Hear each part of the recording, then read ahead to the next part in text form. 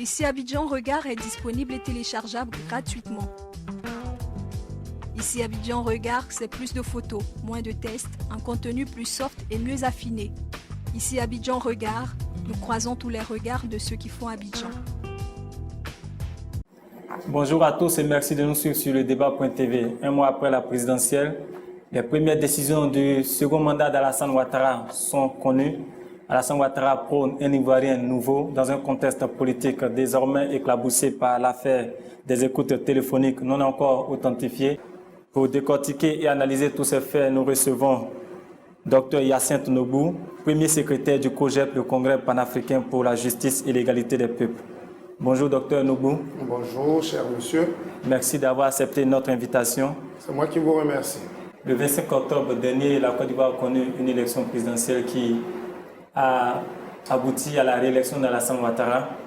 Quelle lecture fait le COJEP de cette présidentielle, son déroulement d'abord et ensuite ses résultats? Dans le déroulement de ces élections, nulle part il n'a été constaté des violences, nulle part aucun candidat n'a rejeté ou contesté des résultats à lui donnés par la CEI, ni l'élu, ni ses adversaires, encore moins le peuple ivoirien n'a fait aucune protestation. Donc je voudrais saluer la maturité du peuple ivoirien qui, après des élections, s'est tenu tranquille et la Côte d'Ivoire continue son chemin. Parce que s'il y a 5 ans, l'opposition s'était comportée comme ça, on n'aurait pas eu autant de morts. Aujourd'hui, je félicite cette opposition qui a été très responsable. Nous, comme tous les Ivoiriens, nous avons suivi les élections et nous appelons les Ivoiriens à une réconciliation afin que nous puissions avancer. Alors, docteur, 80% du suffrage, c'est quand même élevé. Alassane Ouattara a désormais la légitimité qu'il recherchait, cette légitimité qui lui manquait en raison des troubles qui avaient suivi les élections en 2010. Vous êtes sans ignorer qu'on a 25 millions de personnes à peu près qui sont sur le territoire ivoirien. Sur les 25 millions, nous avons 6 millions recensés qui vont voter. Et sur les 6 millions, 3 millions sont allés au vote et que le candidat Alassane Ouattara a eu 2 millions sans voix. Dans les 2 millions sans voix qu'on remettrait dans un panier se trouvent les voix du PDCI, de l'UDPCI, du MFA et du parti de M. Niamien Kona. Voilà ce que je voudrais vous dire sur ce point. Ça veut dire qu'il n'a pas encore de légitimité. C'est vous qui le dites, c'est pas moi. Faut passer nous. Le président Alassane Ouattara, justement, après son élection, prône désormais un concept nouveau, celui d'un Ivoirien nouveau. Alors, docteur, pensez-vous que les conditions soient aujourd'hui réunies pour réussir un tel projet social? Je ne crois pas que ce soit un projet social. Parce que le projet social, il s'agira de la répartition des richesses, ce dont on n'en parle pas. Mais ce dont il est question véritablement, un Ivoirien nouveau, avec le même esprit, mais nous, au COJEP, nous sommes en train de parler de nouvel esprit politique ivoirien. Si les hommes politiques ont un nouvel esprit, les choses changeront. Mais c'est les mêmes esprits, avec les mêmes personnes, nous ne pouvons pas aboutir à un nouvel Ivoirien. Non, l'Ivoirien nouveau, il n'existe pas. C'est les mêmes Ivoiriens, c'est les mêmes partis politiques, c'est les mêmes individus qui ont fait la guerre et c'est ces mêmes personnes-là qui sont encore aux affaires. Donc il faut simplement un nouvel esprit politique ivoirien. Le nouvel esprit politique ivoirien, il entreprend dans l'économie, il entreprend dans le social, il entreprend dans l'industriel, il entreprend dans la culture ivoirienne, il entreprend à tous les niveaux. C'est l'esprit qu'il faut enlever. Il ne s'agit pas de sortir M. Kofi pour mettre à sa place M. Seri ou bien de sortir M. Camara pour mettre à sa place M. Zamblé. N'est-ce pas ce même esprit que prône Alassane Ouattara Je ne sais pas. Nouveau? Je ne sais pas du tout, je sais. Un changement de mentalité, un changement de comportement. De quel changement voulez-vous parler? Depuis 20 ans, c'est les mêmes personnes. Nous savons ce dont nous parlons au COJEP, le nouvel esprit politique ivoirien. Quand nous allons sortir notre programme et notre projet, Vous aurez le temps de le voir. Je ne peux pas parler à la place de M. Ouattara. Je ne suis pas dans son gouvernement, je ne défends pas son idéologie, je ne suis pas de son parti. Mais nous croyons qu'il faut pouvoir sortir ce qui est dans l'esprit des Ivoiriens avant de pouvoir mettre... Alors, qu'est-ce qu'il y a dans l'esprit des Ivoiriens qu'il faut sortir? Ce qu'il faut sortir, par exemple, de l'esprit des Ivoiriens, c'est que ôte-toi de là pour que je m'y mette. Je passerai par tous les moyens pour y être. Ce qu'il faut sortir de l'esprit des Ivoiriens, c'est ne pas permettre à celui qui est en place de gouverner tant qu'on n'est pas à sa place et rendre la Côte d'Ivoire ingouvernable. Ce qui est dans la tête des Ivoiriens, c'est la tricherie. Ce qui est dans la tête des Ivoiriens, c'est la corruption. Ce qui est dans la tête des Ivoiriens, c'est tous ces mots-là que vous connaissez et qui ont eu leur summum au niveau de la politique. Est-ce que ce message ne s'adresse pas à vous, acteurs de l'opposition, ce changement, cet Ivoirien nouveau, et comme vous le décrivez, un changement de mentalité, le changement pour la démocratie? Est-ce que ce n'est pas un appel qui vous est destiné, vous les opposants? Il est destiné à tous les Ivoiriens de quelque bord que ce soit, qu'on soit au pouvoir ou dans l'opposition. D'ailleurs, c'est le pouvoir qui impulse sa logique politique une fois qu'il y est. Donc, soit vous avez entendu le président, il a dit qu'il n'envoie pas des socialo-marxistes dans son gouvernement. Donc, il a une idéologie, il a une logique politique qu'il va suivre. Donc, c'est ce qui se passe à la tête de l'État, c'est ce chemin que les Ivoiriens suivent. Pour l'instant, nous pensons que nous allons éduquer nos militants. Nous sommes en train de les éduquer à l'action citoyenne. Nous sommes en train de les éduquer à l'action républicaine. Et donc, à ce niveau, nous ne sommes pas inquiets. Nous sommes en train de dire aux Ivoiriens ce que nous pensons. Et vous verrez le nouvel esprit politique ivoirien.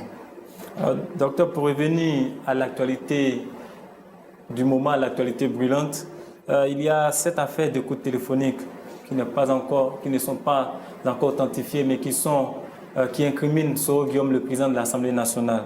Alors, quel commentaire faites-vous de cette affaire d'écoute téléphonique? En réalité, je serais tenté de dire aucun. Mais l'affaire est d'autant plus grave qu'il s'agit du dauphin constitutionnel de la Côte d'Ivoire. L'affaire est d'autant plus grave que c'est une affaire qui va se passer dans les normes de la justice. Et comme la justice est un pouvoir dans lequel, dans la logique, le pouvoir politique n'interfère pas, je serais plutôt, j'allais dire, tranquille de dire que la justice suive son chemin et qu'on nous donne les résultats. C'est des écoutes téléphoniques. Alors, certains n'entendent pas bien. Il y a des gens qui sont très sourds. Il y en a qui entendent très bien. Est-ce la voix de M. Soro Guillaume? Il y a des spécialistes pour les authentifier. Et si cela est-ce que c'est dans quel contexte? Vraiment, je pense qu'il faut laisser la justice sur son cours, si jamais cela doit être fait. Alors, parlant de justice, il y a déjà une procédure de justice qui est en cours au Burkina voisin et dont des acteurs politiques sont aussi visés par ces écoutes. Pensez-vous que pour laisser la justice faire son travail, qu'il faille que M. Soro Guillaume soit directement, que la Côte d'Ivoire lève l'immunité parlementaire de M. Soro Guillaume pour permettre à la justice de faire son travail? Ça dépendra de ce que... Nous avons une coopération, nous avons une diplomatie entre les deux États. Les personnes indiquées à viser les autorités compétentes vont s'asseoir, vont parler. Et nous pensons que la situation entre la Côte d'Ivoire et le Burkina a souvent été trop chaude. Il faut décrisper l'atmosphère. Et je pense que le président Ouattara, tout comme le président Kafando, l'actuel président, vont trouver les voies et moyens de résoudre ce problème-là. Alors, vous n'avez pas répondu à notre question. Faut-il ou pas lever l'immunité parlementaire de M. Soro Guillaume pour permettre à la justice de faire toute la lumière sur cette affaire? Non, ce que je voudrais dire, c'est qu'il y a des cours. Les tribunaux sont, j'allais dire, par palier. Il y a les tribunaux de première instance, quand vous y allez, vous trouverez un juge d'instruction, etc., etc. À ce niveau-là, il y a des voies et des procédures. Si cela doit être, si les enquêtes prouvent les éléments qu'il faut, que cela doit être, je pense que le président de l'Assemblée nationale est assez responsable et il pourrait faire comme Uhuru Kenyatta, aller répondre de ce qu'on lui reproche quand il ne se reproche rien. Mais pour l'instant, je ne voudrais pas me substituer aux deux États qui vont entamer des discussions et des négociations pour régler ce problème, encore moins me substituer au tribunal qui aura la charge de ce débat-là. Voilà ce que je voudrais dire.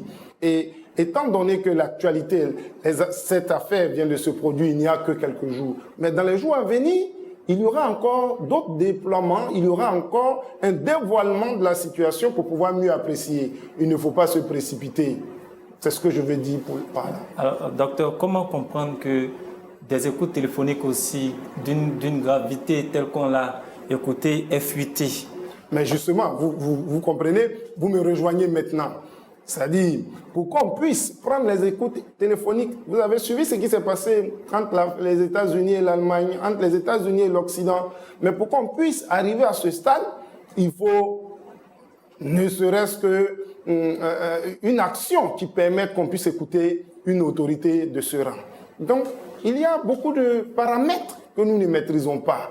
Alors, que cache-t-on ou que vise-t-on? Qui vise? Qui sont les acteurs? Qui sont les actants?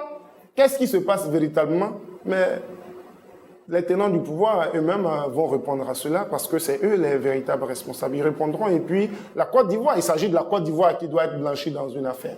On verra ce qu'il est. Les Ivoiriens, justement, eux, ont l'envie de savoir. Ils veulent savoir si ces fuites-là sont les signes d'une guerre interne entre probables successeurs d'Alassane Ouattara ou si ces fuites-là sont la volonté manifeste des autorités burkinabées d'en découdre avec un régime qui ne leur est pas forcément favorable. Ben, je ne suis pas une autorité burkinabé. Je n'ai pas cette faveur d'être un dauphin ou un successeur probable ou potentiel de M. Ouattara. Donc vous comprenez que je suis pas mal à l'aise, mais je ne peux pas apprécier cette situation de l'État burkinabé ou des dauphins, ceux qui se battraient, qui seraient dans une guerre. Je ne sais quoi dire en vérité. Alors, nous allons aborder le chapitre du COJEP. Alors, votre parti, lors de votre accession à la tête du COJEP, il y a eu beaucoup de dissensions. Alors, quel est l'état des lieux aujourd'hui au niveau du COJEP? Le COJEP va très bien. Nous étions à un conseil politique le samedi dernier. Nous avons fait l'état des lieux de nos coordinations, l'état des lieux de nos bases. Et très bientôt, nous avons une tournée pour visiter toutes les coordinations d'Abidjan. Et nous sommes dans une phase, avant même que de vouloir demander à ton voisin de nettoyer sa case, il faut nettoyer la sienne. Et nous sommes dans une phase de remobilisation, de restructuration et de réorientation du COJEP. Le COJEP va bien. Cette réorientation va-t-elle aboutir à la participation du COJEP aux prochaines élections législatives et municipales? Est-ce que le COJEP en a les moyens aujourd'hui? Nous avons les hommes. C'est les moyens les plus importants. Mais cette décision ne m'appartient pas. Elle appartient au Conseil politique. Et le Conseil politique donnera sa position au moment opportun. Est-ce que le COJEP a aujourd'hui la machine politique qu'il faut pour aller à la conquête de telles échéances électorales? Mais la machine, elle se fabrique. La machine, on la met en marche et puis on lui met du carburant, on met de l'huile afin que la machine puisse avancer. Nous avons les hommes. C'est cela, la première matière. Nous les avons. Il faut simplement leur donner confiance et les booster. C'est tout. Alors pour finir, docteur, j'aimerais vous demander quelle place occupe aujourd'hui l'ancien président intérimaire du COJEP, à savoir Yohan Biangenor, au sein du COJEP? C'est un camarade de lutte. Nous voyons quand nous pouvons. Nous discutons. Mais pour l'instant, nous sommes dans une phase de restructuration. Nous avons envoyé des gens vers lui pour qu'on puisse se parler. Vous avez vu que je n'ai pas encore communiqué de bureau. Ça veut dire que nous sommes en train de faire une large consultation. Je suis en phase de consultation et dans cette consultation, je consulte tout le monde. Il y a de la place pour tout le monde chez nous. Et tout le monde sera intégré? Tout le monde a la possibilité d'être intégré. Mais vous ne pouvez pas intégrer quelqu'un contre son gré. Merci, docteur. Je vous remercie. Voilà, nous arrivons au terme de ce numéro de l'invité politique. Nous recevions Dr Hyacinthe Nobou, premier secrétaire du COJEP. Avec lui, nous avons parlé des élections passées en Côte d'Ivoire, de l'opposition, mais aussi des écoutes téléphoniques qui accablent Soro Guillaume, le président de l'Assemblée nationale. Merci de nous avoir suivis et à bientôt sur le débat.tv. Ici Abidjan Regard est disponible et téléchargeable gratuitement. Ici Abidjan Regard, c'est plus de photos, moins de tests, un contenu plus soft et mieux affiné. Ici Abidjan Regard, nous croisons tous les regards de ceux qui font Abidjan.